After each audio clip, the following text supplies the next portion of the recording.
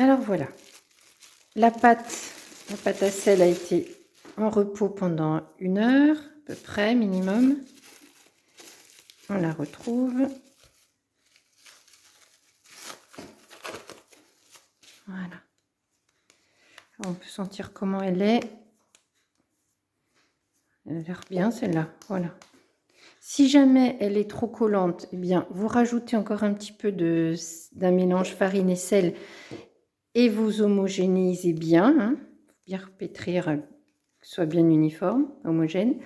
Si elle n'est pas assez collante, si elle est friable, si elle se casse, eh bien, c'est qu'il manque un petit peu d'eau. Donc voilà, à chacun de sentir comment c'est. Alors, je vous avais proposé de prendre un support en bois, parce qu'en fait, le bois va absorber l'eau qui est dans la pâte à sel. Enfin, en tout cas, avec l'argile, ça marche comme ça. Et ça fait qu'au bout de quelques heures, voire plusieurs jours, ça se décolle tout seul. Voilà, ça sèche tranquillement et ça se décolle naturellement. Voilà. Donc moi, j'ai pris simplement un dessous de plat. Hop, une planche à découper, plus exactement. Voilà.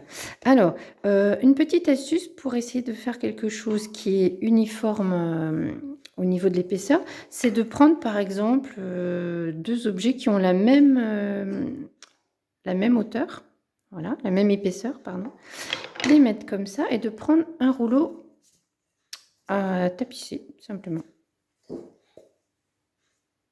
Et on roule. Et en fait, quand le rouleau va toucher les 2 spatules, hop là, c'est pas grave, hein, hop. Eh bien, ça va faire quelque chose qui a la même épaisseur. Voilà. Alors, la méditation. Dans la méditation, je vous ai parlé de l'équilibre et de l'harmonie. En fait, ce que je vous propose aujourd'hui, parce qu'avec la pâte à sel, vous pouvez faire tout ce que vous voulez, donc surtout, ne vous sentez pas limité. Hein, le but, c'est de développer sa créativité. Donc, faites vraiment ce qui vous plaît. Moi, ce que je vous propose de vous montrer aujourd'hui, c'est comment créer un mandala, mais cette fois-ci, avec de l'argile ou de la pâte à sel. Voilà. En volume, c'est plus un dessin. Donc il faut prendre quelque chose de rond, hein, comme d'habitude. Ça, c'est peut-être un peu petit. Alors ça devrait aller. Voilà. Donc, vous appuyez légèrement.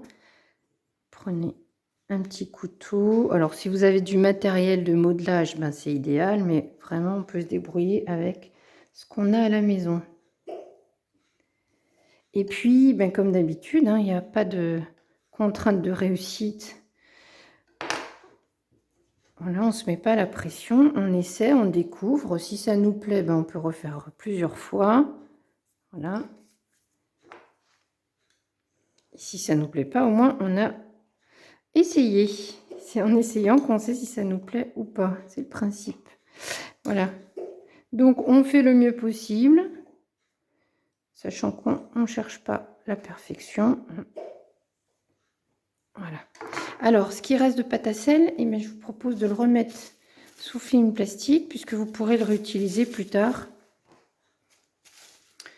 pour faire autre chose. Mais en attendant, je vous conseille d'envelopper, voilà, de ne pas laisser sécher à l'air libre, parce qu'après, elle sera moins souple et ce serait dommage. Voilà, on décolle. Hop. Alors après, on peut retravailler en lissant, hein, avec les doigts, comme on fait avec l'argile, ou comme ça. Voilà, on utilise les outils qu'on a.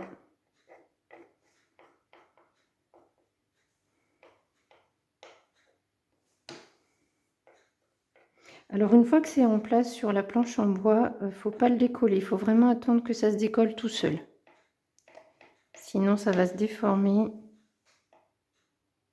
Voilà, on peut lisser avec les doigts, peut-être un petit peu mouillé. Voilà.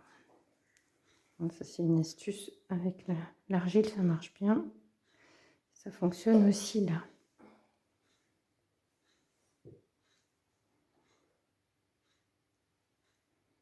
Voilà, si on veut. Moi, je vais faire assez vite pour vous montrer que ça ne dure pas trop longtemps. Vous prendrez votre temps. Alors, dans la méditation, il y avait l'histoire d'un fil, comme un funambule. Voilà. Et puis, je parlais aussi d'équilibre et d'harmonie, parce que pour moi, un mandala, c'est vraiment un dessin ou une forme qui représente la sérénité, l'équilibre. Tout est beau, tout est équilibré, tout est symétrique. Donc, c'est ça l'idée de la méditation et de la création d'un mandala. C'est d'imaginer des formes à chaque fois qui sont en équilibre et qui sont symétriques. Alors, moi, je vais essayer, hein, par exemple, avec une ficelle, de faire une empreinte, un fil. Donc, je fais à peu près au milieu. Voilà, j'appuie légèrement. Voilà. Je vais faire un autre comme ça.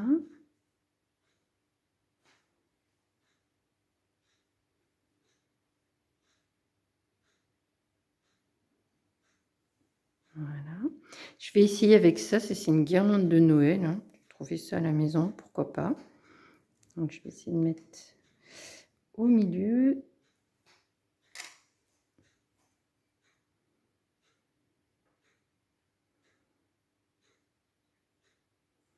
Voilà, ça me paraît sympa d'essayer ça. Voilà. Je vais faire la même chose en diagonale. Ensuite, je vous avais demandé de chercher des petits objets chez vous, simples, qui, voilà, l'idée, c'est de faire des empreintes rigolotes. Oui. Alors après, on peut, par exemple, moi j'ai ça à la maison, donc je peux m'amuser à faire ça, peut-être.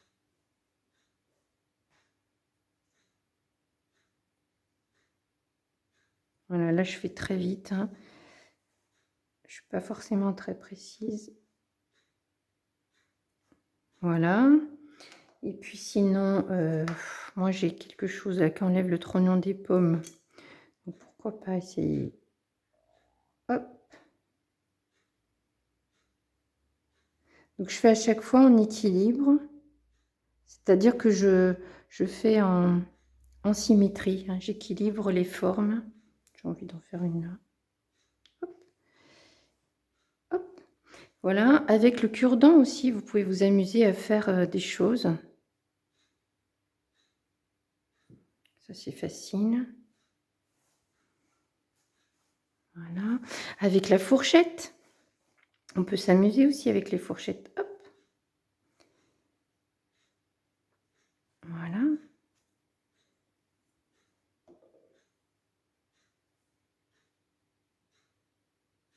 Peut-être là.